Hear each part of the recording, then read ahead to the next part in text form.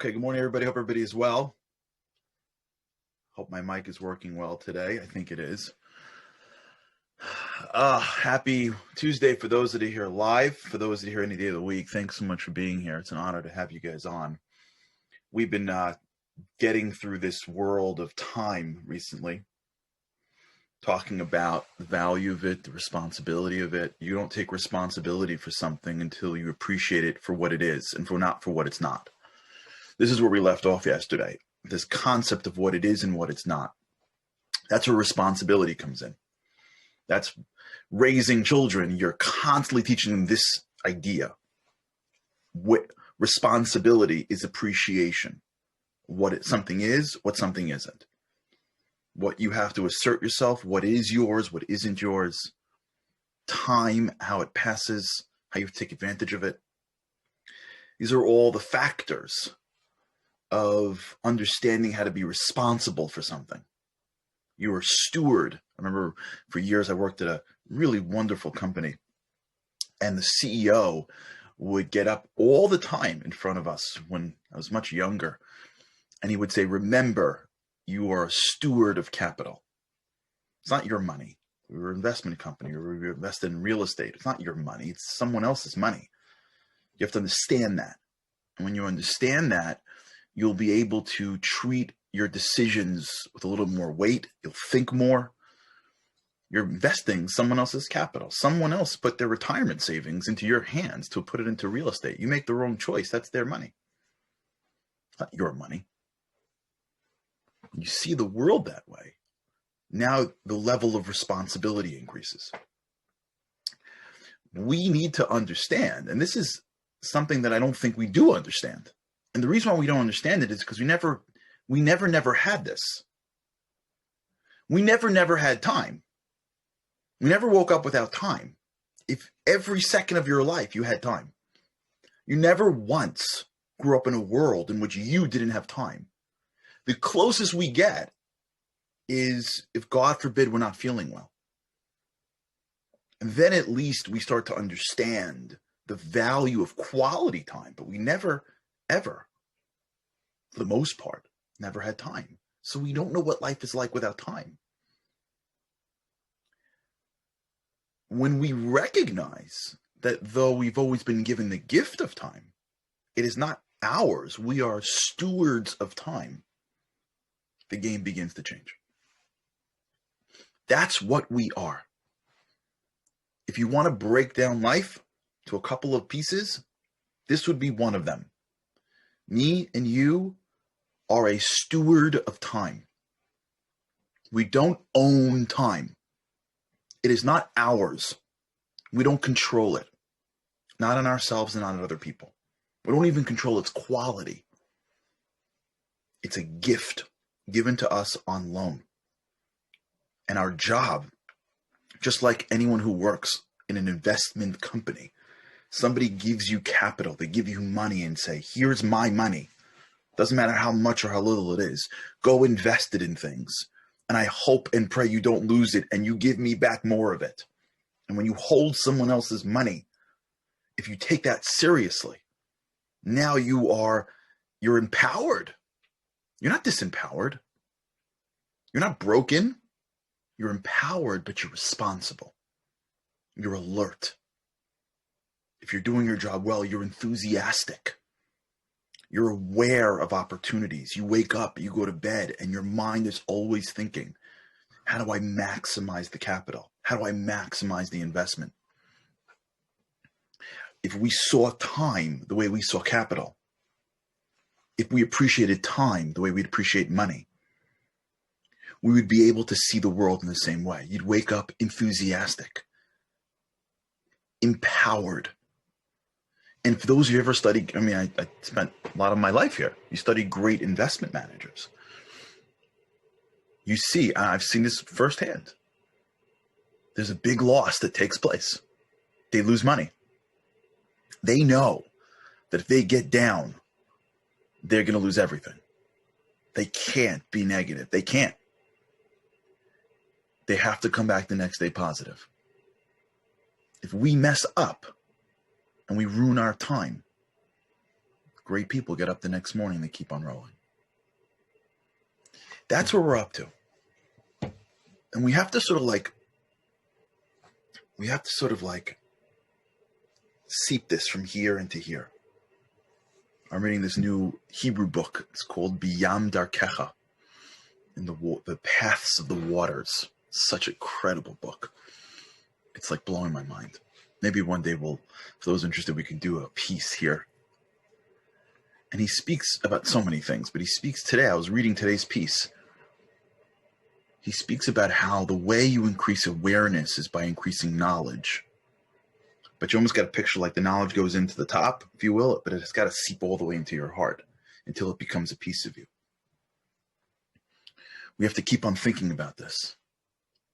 We have to think about this to the point until one day it feels normal that we wake up and go, hey, I'm a steward of time.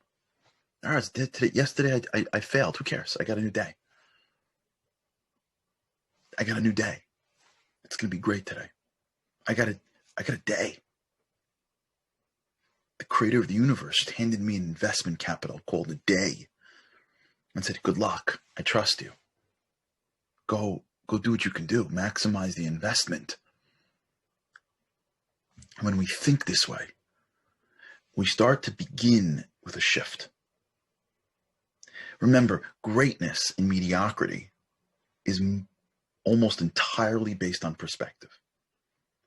When you approach your life with a certain amount of empowerment, even if there's challenges, then you're able to have a certain level of quote unquote success. The same person with the same amount of resources approaching life with a less of a perspective, they have all the same opportunities, but they have none of the same results. So how do we do this? So this is what I'm talking to you about today. First, we got to start using this language. We're stewards of time. And every day we get an investment. Every day there's an investment of time that's given to me and you by the greatest investor in the world. And if you see it like that, it's a totally different game. You know, some people have this very weird relationship with God, where like he's like the bad guy in the sky, he's the invisible man who's like always disappointed. We're not going to get into how that formed. This is not for now, but it's sad. It's unfortunate. But when you see the creator as the entity that is not only within you, but the entity that believes in you more than yourself, and every day gives you an investment of time, that means no matter what you did yesterday, he still believes in you enough to bring you back. He believes in you enough to give you more of it. There's nothing greater than that. I remember 2008. I remember massive losses that the company suffered. I remember. And I remember what it was like when the CEO would have to go around to the investors and tell them how much money we lost. And I remember what it was like when some of the investors said, we get it, it's the market. We still trust you. Here's more money. There's no word to describe what it feels like when you walk into a major bank or a major fund and you share losses. And the response is, we understand. Here's more money. It's incredible. Why would you believe in me? Why would you do that for? And the answer is because we knew that you're doing the best that you can, and we want to give you everything that you need to be successful. That's every single morning. That's every single morning. So there's a habit that we can form. Now, what I love about this, and I hope we always have this, is that the Boost has a wide mix. There are people of different religions and different denominations and different levels of observance, and that's awesome. And I love that. What I'm going to tell you right now is a ritual that, if you do this correctly, will enable you every single morning to feel like a steward of time. If you do this already, then maybe this will serve to reinforce it. If you don't do this, maybe you'll start. And if you do, you can do this in Hebrew, in English. You don't have to be Jewish. You don't got to be anything to do this. You just got to be you. And I want to share it with you because if you do it correctly, it can shift your day. Now there's a Navy general, if I remember his name is William McRaven. Andy will tell me if I got this right. William McRaven. He gave a commencement address, I want to think like a decade ago, I believe to the University of Texas. Andy Boltax will tell me everything that I'm saying that's right and wrong. And 2014. Okay, not bad. 6 years. It was +5. Now that talk went viral. I think it hit like 10 million views. And they turned it into a book.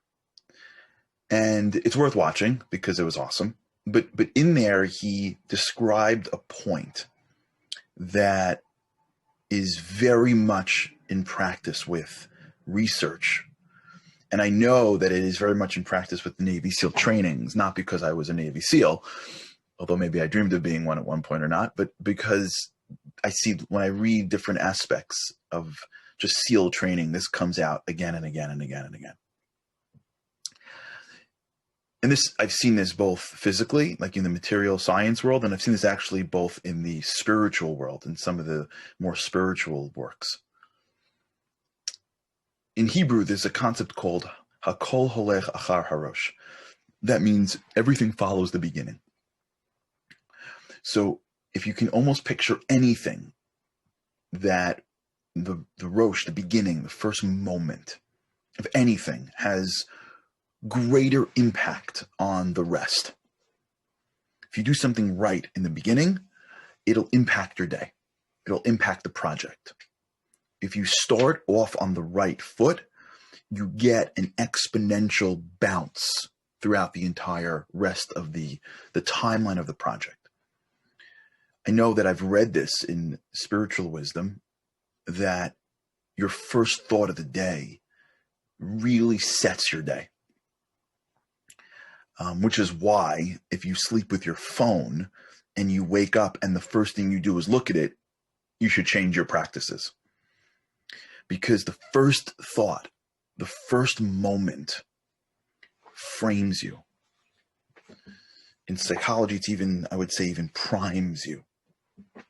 You prime yourself before you begin something. How you go into something will be what level that you're on when you get in it. That's what we spoke about concepts of great rabbis who would stand in front of their door and prime themselves to treat their spouses properly.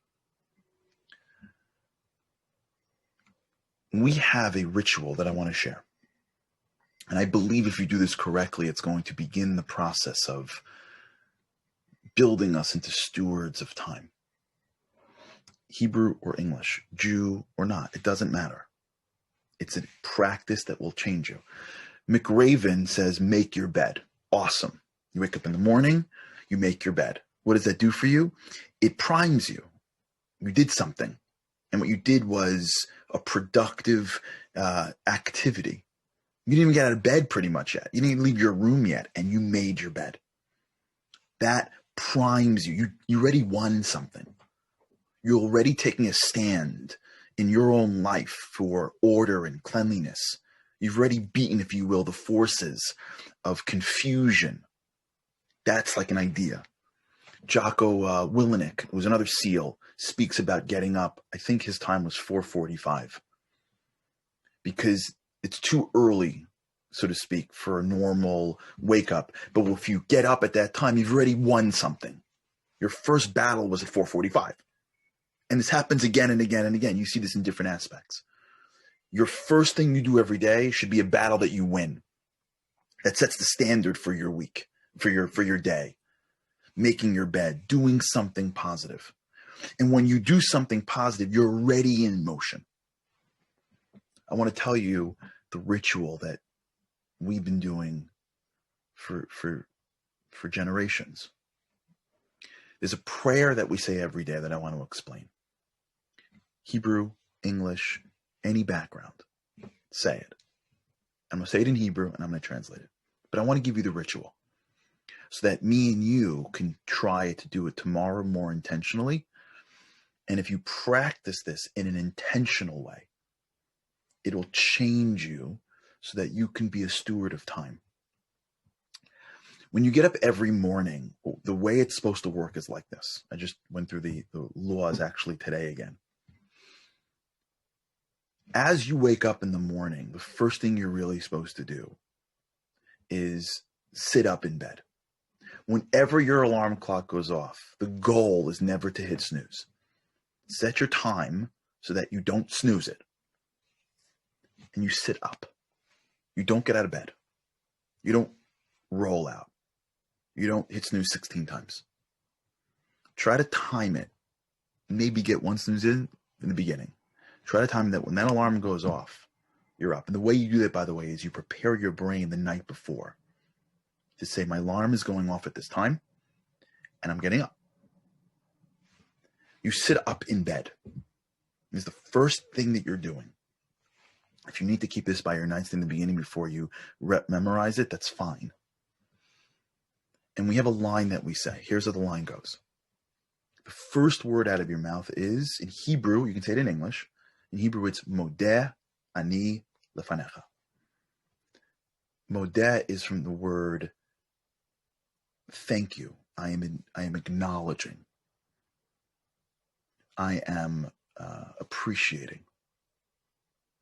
Now, understand what's happening is, if you do this, now you can say this prayer your whole life and never really do it as powerful as you can. But if you do it powerfully, it's going to change you. You sit up in bed and the first thing you think, the first word out of your mouth is, basically, thank you. That means that you wake up in the morning and before you run, you acknowledge the gift that you have, which is that somebody just gave you time. That means that you looked at your phone, let's say, and someone said, here's another $10 million for the day. Good luck. When your eyes open up, somebody just gave you $10 million and said, good luck. Your eyes open and your first thought is, I got time. I got a day. Wow.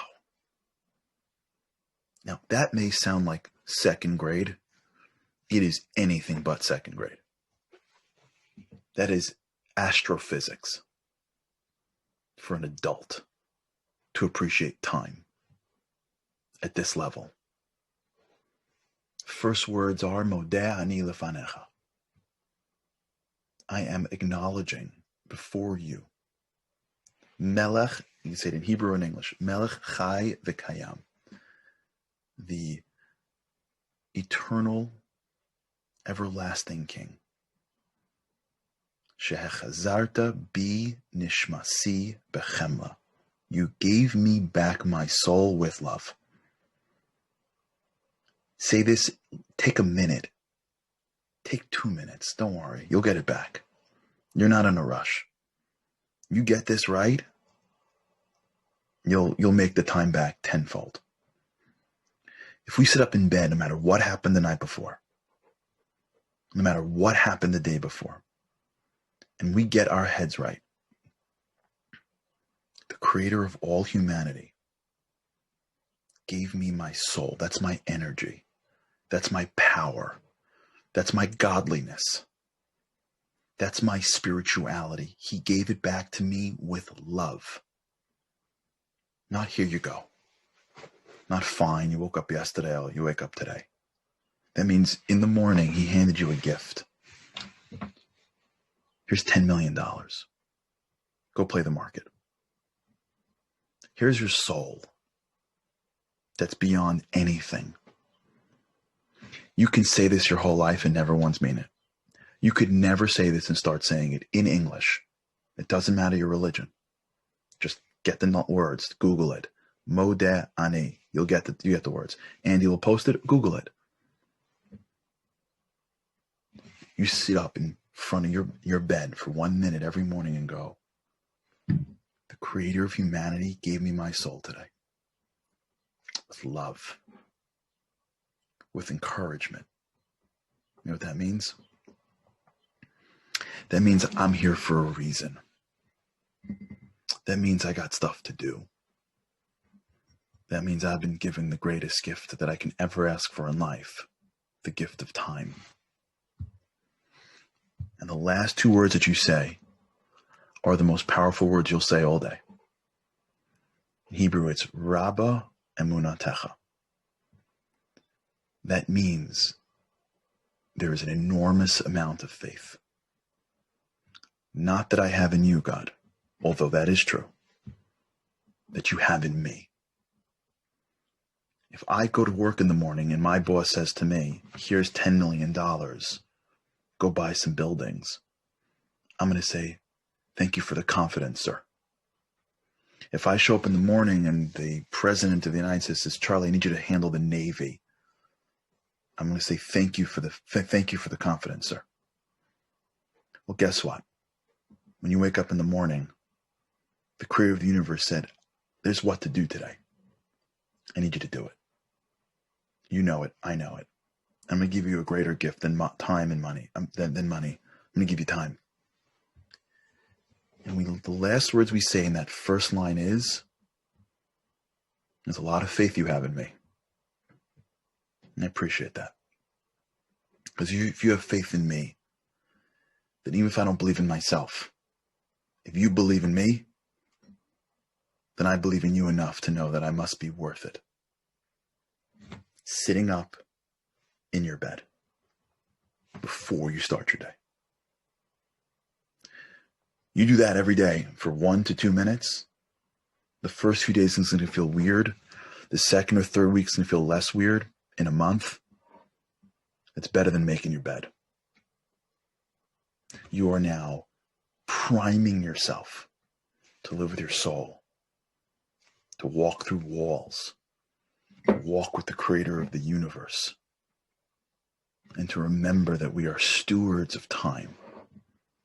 And when we look at every day as one day at a time, when we start our day, we find strength we didn't really know was there. Because we know we're going to go back to bed at night. And we got to go back to the creator and go, okay, I did my best. See you in the morning. All right, everybody, we'll talk about this. Tomorrow we got some big days coming up. Tomorrow is Israeli Remembrance Day. We'll talk about that. A lot going on this week. All right, everybody have an amazing day. Try doing this tomorrow morning. Let me know how it goes. If you can't get the prayer, just Google it. It's everywhere. Andy will send it to us. Send it to you guys if you don't need it. Have an amazing day. Remember, you're a steward of time. With God's help, I can't wait to see you again tomorrow. Have a great day.